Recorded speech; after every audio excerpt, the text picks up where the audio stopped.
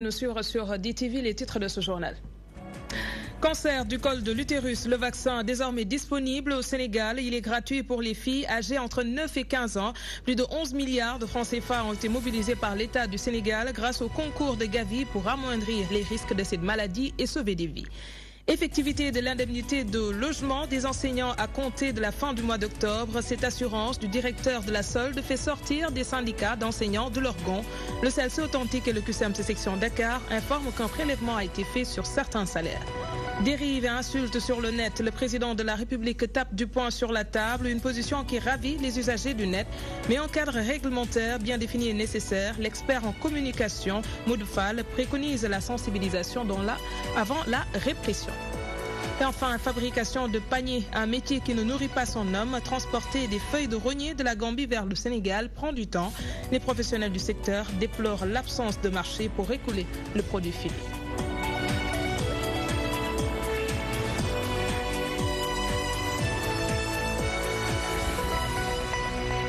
C'est officiel, le vaccin contre le cancer du col de l'utérus est désormais intégré dans le programme élargi de vaccination du Sénégal. Toutes les filles âgées entre 9 et 15 ans pourront se faire vacciner dans toutes les structures sanitaires du pays.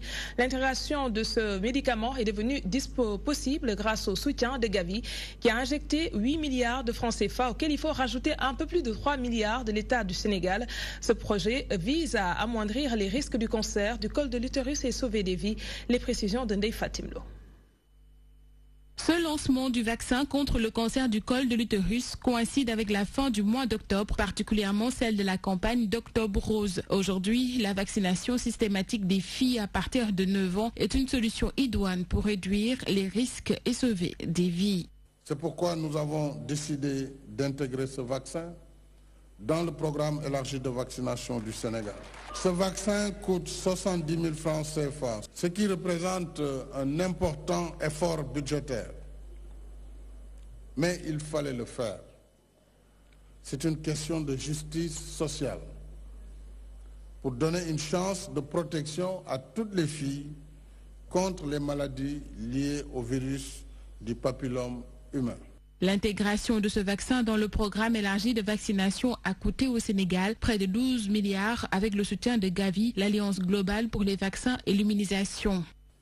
Le soutien de Gavi au Sénégal est aujourd'hui évalué à 8 milliards de francs CFA, auxquels il faut rajouter les 3 milliards 170 millions que l'État du Sénégal met pour compléter ce programme élargi de vaccination qui nous permet aujourd'hui de couvrir par le vaccin du papillome humain, de protéger donc les jeunes filles sénégalaises. Concernant le diagnostic, de nombreux efforts doivent encore être faits pour augmenter le nombre de spécialistes. Une stratégie nationale de financement de la santé a été lancée pour résilier le gap. Le chef de l'État lui-même avait tout de suite décidé une augmentation du double de la bourse qui passe de 150 000 francs CFA à 300 000 francs CFA pour renforcer le nombre de spécialistes dans notre pays. Parce que figurez-vous, si on ne faisait rien, dans 5 ans, nous risquions d'avoir effectivement un système de santé avec très peu de spécialistes. Et de ce point de vue, la question de l'oncologie est adressée en priorité. Le vaccin contre le cancer du col de l'utérus est désormais disponible dans toutes les structures sanitaires du pays. Le président Macky Sall lance un appel pour qu'il soit intégré dans le programme de vaccination partout en Afrique pour sauver la vie des femmes. Et le Sénégal est le premier pays en Afrique de l'Ouest à disposer de ce vaccin. Plus de 90 000 filles âgées de 9 ans seront vaccinées. Le ministère de la Santé informe que la phase pilote a été un franc succès. Beaucoup de parents se réjouissent de cette mesure et espèrent que la tranche d'âge sera élargie. N'est-ce pas, Adjara Ndiaye? Le vaccin contre le cancer du col de l'utérus, tant attendu par les femmes, a été lancé ce mercredi. Pour épargner les jeunes et futurs adultes, la vaccination démarre avec les filles âgées entre 9 et 14 ans. Une nouvelle qui ravit les mamans. Nous sommes très fiers de cette nouvelle, car cette maladie est très dangereuse. Alors, s'il y a des personnes qui nous aident pour l'éviter, nous rendons grâce à Dieu.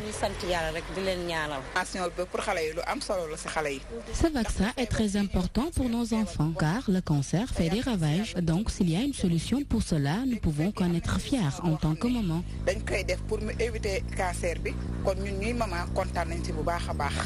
Ce père de famille soutient que ce vaccin leur permettra de mieux aider leurs épouses.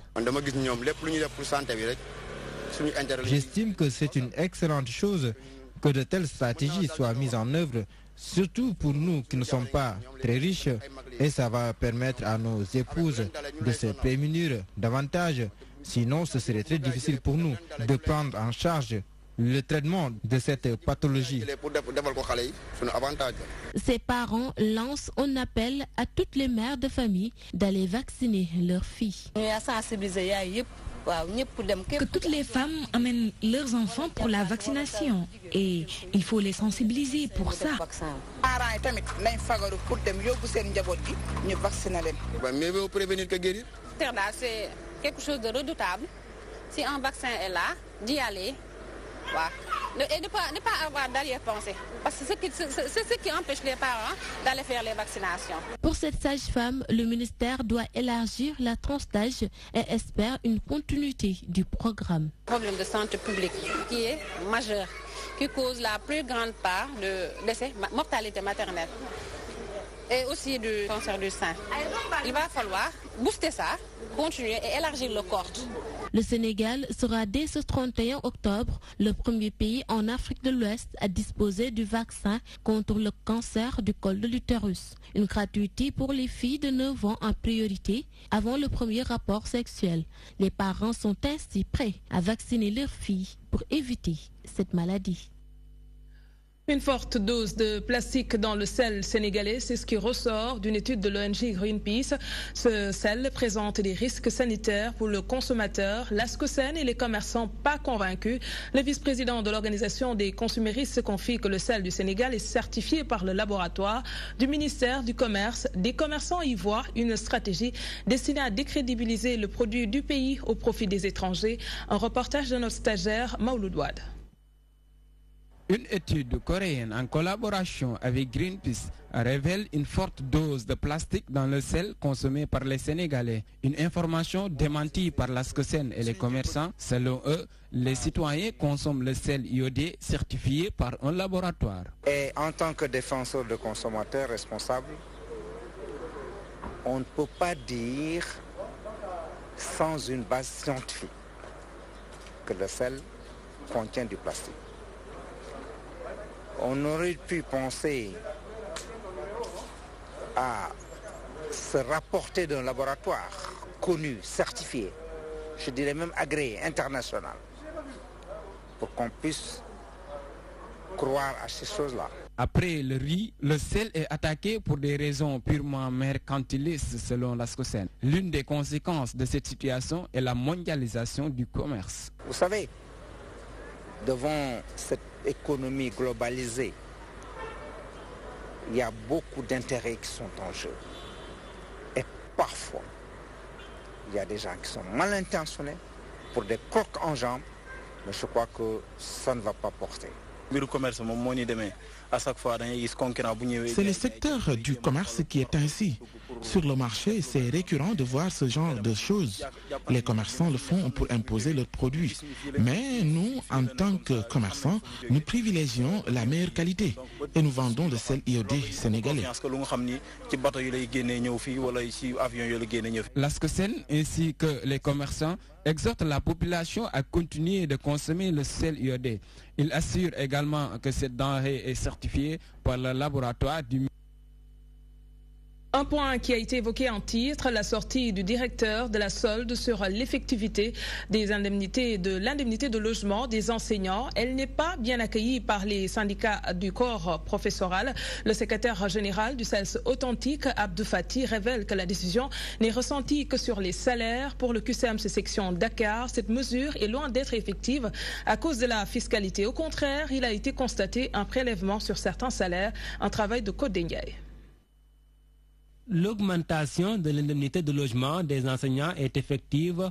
Une déclaration du directeur de la solde démentie par ses syndicats d'enseignants. Pire encore, il constate une baisse sur le net à payer. On nous s'attendait effectivement à ce que, ne serait-ce qu'à la fin du mois, qu'on puisse voir une différence dans le salaire, qu'on puisse constater on avait 100 000 francs, mais au moins on a 110 000 francs et les 5 000 francs, naturellement, on paye les impôts. Mais au finish, qu'est-ce qu'on constate? Ça a un peu frémi pour quelques-uns, ça a baissé pour d'autres, parce que, disent-ils, ils ont dépassé, ils sont partis dans une autre tranche fiscale, dans une autre tranche imposable. Nous pensons que ces artifices-là, il faut arrêter avec ces artifices-là fiscaux pour qu'ensemble, qu'on discute naturellement et globalement de la fiscalité sur les petits salaires. Pour ces syndicalistes, les explications fournies par le gouvernement du Sénégal pour justifier ces baisses ne sont pas fondées. Si on regarde les bulletins de salaire, l'indemnité de logement est passé de 60 à 75 000 francs. Mais lorsqu'on regarde le net à percevoir des enseignants, dans l'écrasante majorité de ces enseignants-là, cette augmentation n'est pas ressentie. Pire, pour certains même, on a constaté une baisse sur le revenu. Ceci, aujourd'hui, amène les enseignants à se poser énormément de questions. Des explications ont été servies, nous parlant d'imposition, nous parlant de remboursement de la masse Tabaski et autres, en tout cas, rubriques toujours liées au système d'imposition et de prélèvement, faisant qu'aujourd'hui, ces sommes qui étaient attendues, en tout cas, ne sont pas sur le bulletin. Et aujourd'hui, ce qui se passe, c'est que nous considérons que ces explications sont extrêmement, ne sont pas acceptables dans une large mesure. Parce qu'on ne peut pas comprendre qu'une augmentation se traduise par une baisse de revenus. En ce début d'année scolaire, la question de l'indemnité de logement va-t-elle encore polluer l'atmosphère dans le système éducatif? La suite a donné, je suis dans une organisation qu'on appelle le G6. Nous sommes vraiment des organismes très responsables. Nous sommes partis à la source. La semaine prochaine, effectivement, on va discuter, évaluer cela et naturellement aller, comme on l'a toujours demandé, rencontrer ceux qui gèrent la fiscalité dans ce pays pour corriger ensemble. Parce qu'à ce rythme, aucune augmentation n'aura d'impact. À ce rythme également, on ne veut pas donner l'impression de se battre pour rien. Il y a un système d'imposition qui s'abat sur les enseignants et que nous ne comprenons pas. Cette question-là fait qu'aujourd'hui, même les enseignants qui reçoivent le rappel subissent une surimposition à la limite qui dure parce que pendant 6 mois, on leur fait des prélèvements qu'ils ne parviennent pas à comprendre. Au niveau de la solde, souvent on constate des situations comme ça et on n'a pas d'explication réelle. Quoi qu'il en soit, les syndicats d'enseignants disent ne pas comprendre l'attitude du gouvernement sur cette question précise. L'Internet est-il en passe de devenir un champ incontrôlé au Sénégal? Injures, diffamation, calomnie, on y voit tout et le président de la République sonne la fin de l'impunité. Une nouvelle bien accueillie par les usagers du net, mais pour ce faire, il faut un cadre réglementaire bien défini sans compromettre les libertés individuelles. L'expert en télécommunication Maud Fall préconise la sensibilisation avant la répression, les éclairages de Mohamedou Diallo. La coupe semble être pleine. Le président de la République tape du poing sur la table. Plus question de permettre les dérives sur le net. Pour rappeler à l'ordre, parce qu'il faut aussi que l'État joue son rôle de régulateur. C'est vrai que c'est un droit pour les populations, mais aussi il y a des garde-fous qu'il faut mettre en place. Et maintenant, pour ces garde-fous, nous prenons pour que l'État joue son rôle de sensibilisation. Puisque ce qu'on a remarqué, c'est que les Sénégalais utilisent aujourd'hui un outil qu'ils ne maîtrisent pas. Manque de maîtrise ou irresponsabilité, en tout cas, le gouvernement ne manque pas de mécanismes pour réguler le secteur. Il est très facile pour un État de filtrer le trafic entrant ou sortant d'un pays parce qu'il faut comprendre qu'il n'est pas possible pour un utilisateur de se connecter directement sans passer par un fournisseur d'accès. Ce qui fait que dès que les contenus sont produits par l'utilisateur, l'usager, et que ça doit passer par Internet, donc ça doit passer par un fournisseur d'accès Internet. Donc si les textes le permettent, il sera possible pour le fournisseur d'accès Internet de bloquer ce trafic. Pour beaucoup d'acteurs, la modification de l'article 27 du Code des communications électroniques s'impose. Je suis pour que donc les fournisseurs d'accès et les fournisseurs de services et même l'agent de régulation donc, soient en mesure de faire des filtrages dans vraiment les gens ne respectent pas le minimum de règles définies et ne respectent pas aussi les lois qui sont établies. La loi sur la cybercriminalité et sur les données à caractère personnel de 2008, ajoutée au nouveau code pénal de 2016, forme un arsenal juridique pour réglementer l'usage du net. Reste maintenant à sensibiliser les 7 millions d'utilisateurs. Dakar abrite à partir du 5 novembre prochain le 5e Forum international sur la paix et la sécurité en Afrique. Objectif, contribuer à le renforcement dans le continent. Cette année, les différents acteurs vont se pencher sur les enjeux de développement et la stabilité durable. Des solutions tendant à consolider les liens entre sécurité, paix et développement dans un processus apte à les rendre plus durables sont attendus. Adama Bitey nous en dit plus. Paix et sécurité en Afrique. Enjeux de stabilité et de développement durable, le thème de la 5e édition du Forum international de Dakar sur la paix et sécurité en Afrique, une rencontre qui va se dérouler le 5 et 6 novembre 2018. L'édition de cette année met en exergue les liens interdépendants entre la paix et la sécurité, le développement et les droits humains. À travers le thème paix et sécurité en Afrique, enjeux de développement et de stabilité durable, la 5e édition du Forum de Dakar se propose d'explorer des solutions aux problèmes de développement et de sécurité en mettant l'accent sur l'opérationnalisation du lien existant entre ces deux concepts. Le Forum 2018 s'ouvre également à une nouvelle dimension, celle des droits humains, en décidant d'examiner la question sensible du respect des droits, des libertés et de la justice face aux enjeux sécuritaires actuels. Compte tenu de la recrudescence de l'insécurité dans le continent africain, le Forum et ses différents démembrements vont prendre en charge le problème majeur de sécurité et de développement de l'Afrique. Depuis décembre 2014, le Forum international sur la paix et la sécurité offre l'opportunité de réfléchir à un niveau stratégique sur les enjeux sécuritaires du continent. En effet, l'Afrique continue à faire face à des menaces multidimensionnelles, telles les conflits armés, la criminalité, le terrorisme, l'insécurité dans les espaces numériques et frontaliers. Ces menaces sont liées à des vulnérabilités comme la pauvreté, la gouvernance, les disparités sociales, le changement climatique, le sous-emploi de la jeunesse. Ainsi, ce forum de Dakar va s'articuler autour de 4 journées pour une réflexion et d'échange sur le renforcement de la capacité des forces de défense et de sécurité. Nous avons d'abord la demi-journée qui nous permet de laisser la parole aux hautes autorités invitées par le chef de l'État, ce que nous appelons le panel de haut niveau.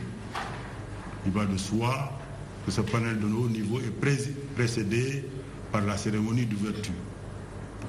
À l'issue, dans l'après-midi, nous aurons le premier bloc. Et enfin, une conférence qui abordera les systèmes judiciaires et sécurité, à savoir quel type de coopération peuvent être établis pour renforcer les actions des uns et des autres. L'introduction du respect des droits humains est l'innovation de cette présente édition, surtout en ce qui concerne la partie scientifique de ce forum de 2018 qui aura lieu au Centre international de conférences Abdou Diouf.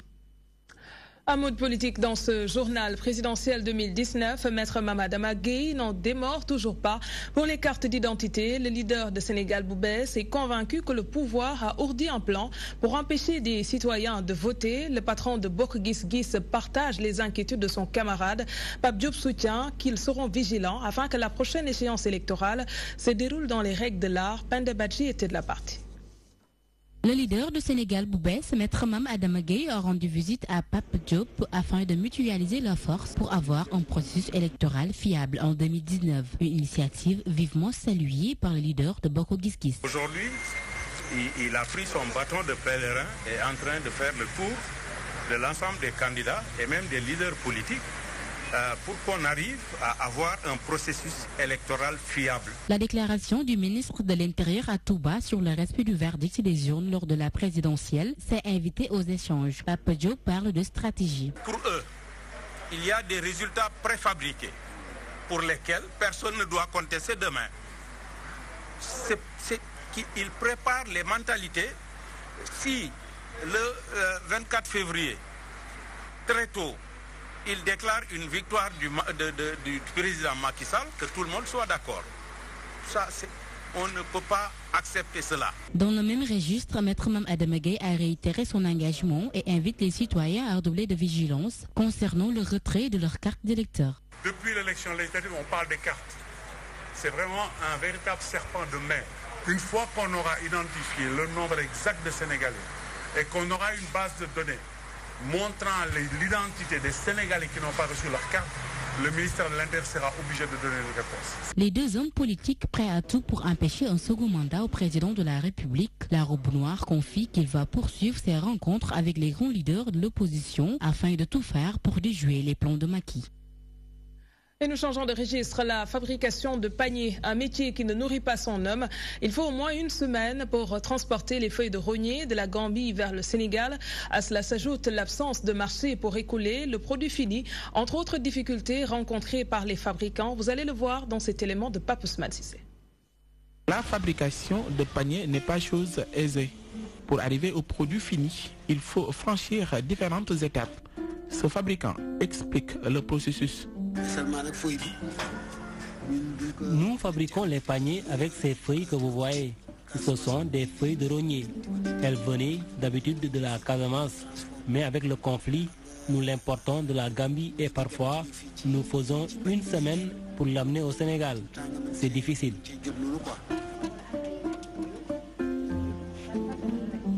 L'absence de marché pour écouler le produit, une des difficultés que rencontrent les fabricants. L'absence de marché nous inquiète.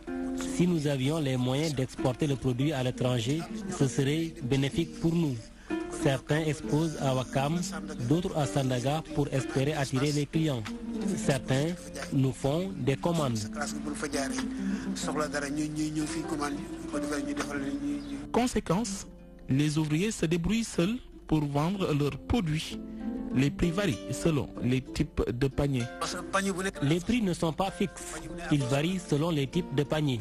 Ce métier, nous l'avons hérité de nos parents. Mais aujourd'hui, avec la nouvelle génération, ça risque de disparaître.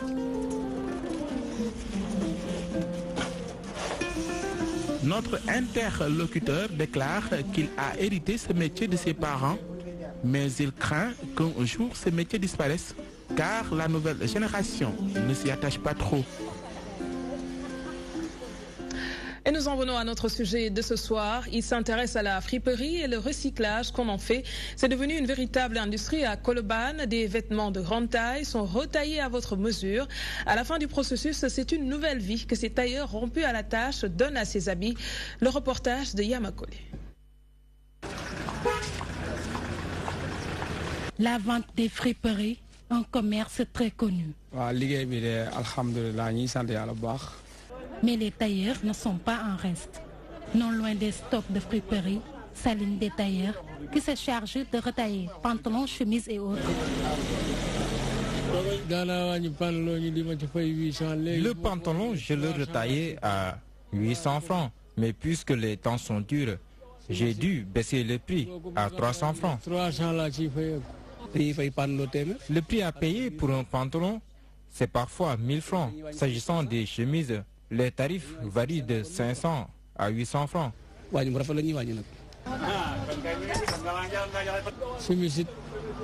me paye souvent 500 ou 400 francs pour retailler une chemise, mais je comprends parce que l'argent manque dans ce pays.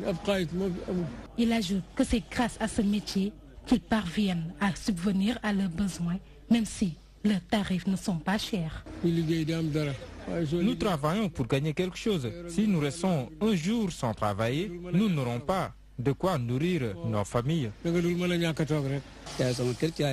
C'est grâce à ce travail que j'entretiens mes enfants et j'arrive bien à subvenir à mes besoins. Cela dépend du nombre d'articles à confectionner. Plus le nombre d'articles à confectionner est élevé, plus nous nous en sortons. Malgré leur âge très avancé, ces vieux très expérimentés parviennent tant bien que mal à gérer les humeurs de certains clients. Si vous avez déjà emprunté l'avenue Bourguiba à hauteur de Sicap Baobab, vous avez sûrement constaté le décor qui est totalement différent de celui de bon nombre d'artères de la ville. Des arbres bien touffus campent le décor au grand bonheur des riverains et autres usagers de la route. Si vous n'êtes jamais passé sur cet axe, j'y arrive, faites-y un tour pour découvrir la beauté de la nature au moment où Dakar crie et pleure l'absence d'espace vert à cause de l'urbanisation galopante. La Sicap Baobab, elle, respire à volonté de l'air pur. Mansour Sow a été séduit par le cadre. Mamadou Sek habite les Maristes. Il attend tranquillement l'arrivée du bus sur l'avenue Dakar-Bourguiba. À l'abri des rayons ultraviolets du soleil, il ne cache pas sa satisfaction quant aux travaux et aménagements sur le tronçon Baobab-Sicap-Bourguiba. C'est une chance et peut-être une bonne politique d'implantation et de protection. Mais sur l'avenue, sur cet axe-là, de Baobab jusqu'à l'école normale, vraiment, même pour attendre le bus, tu es protégé du soleil, ainsi que pour le taxi. Et que c'est bien, on respire mieux, et c'est propre, c'est bien d'aller. L'axe très différent des artères et autres avenues de la capitale sénégalaise, un cadre inhabituel pour les Dakarois. Des arbres à perte de vue jalonnent l'avenue.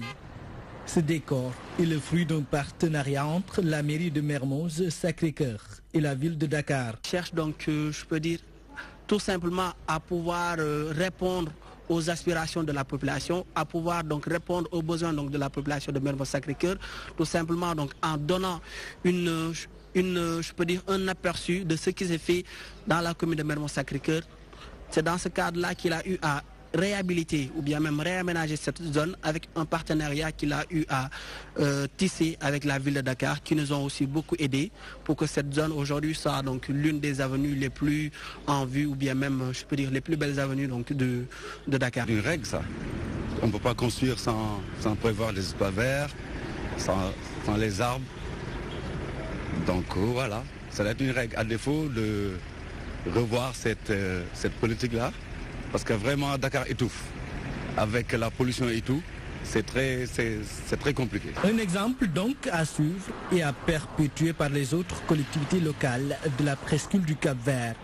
Seulement il faudrait bien veiller à l'entretien. La commune de Mermoz Sacré-Cœur a compris cela. Raison pour laquelle aussi nous n'allons pas donc prendre en quelque sorte l'argent du contribuable. Tout simplement l'investir quelque part sans pour autant qu'il y ait donc un suivi.